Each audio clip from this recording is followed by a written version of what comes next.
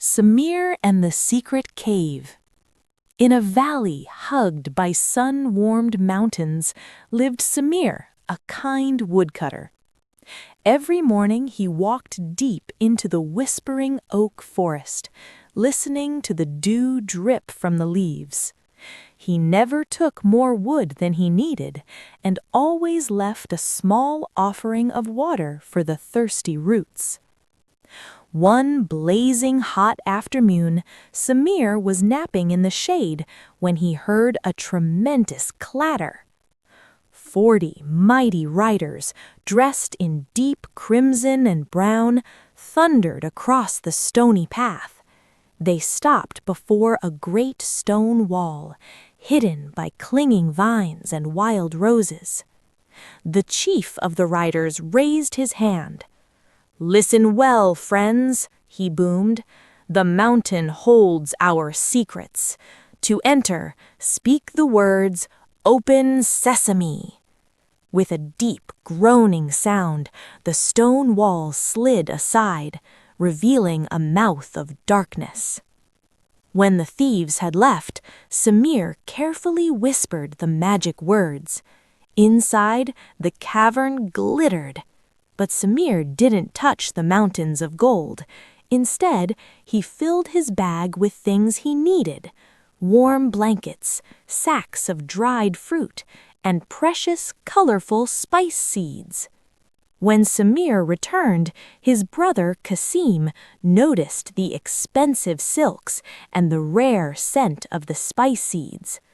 Kasim, whose heart was heavy with the hunger for more, demanded to know the secret. Kasim rushed to the cave, planning to fill 20 carts with treasure. But Kasim's head was so full of golden thoughts that he forgot the password. "Open barley?" he shouted. "Open lentil?" The mountain remained silent and hard.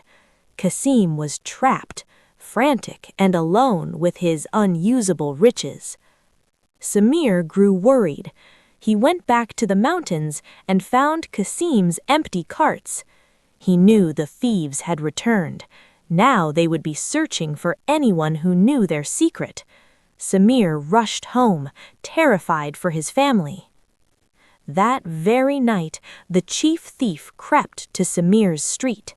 He drew a small white chalk mark on Samir's door. But Marjana, Samir's clever helper, was watching. She grabbed her own chalk and marked every single door in the village. The next morning, the chief thief returned with 38 jars, claiming they held oil. But Marjana was suspicious. She crept close to the jars in the courtyard. When she heard a tiny, muffled sneeze coming from one, she knew the jars held thieves, not oil. Marjana immediately told Samir.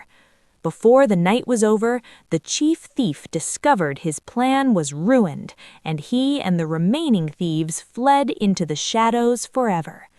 Thanks to Marjana's quick thinking and Samir's kind heart, they lived safely and wisely, knowing that the greatest treasure is cleverness and courage.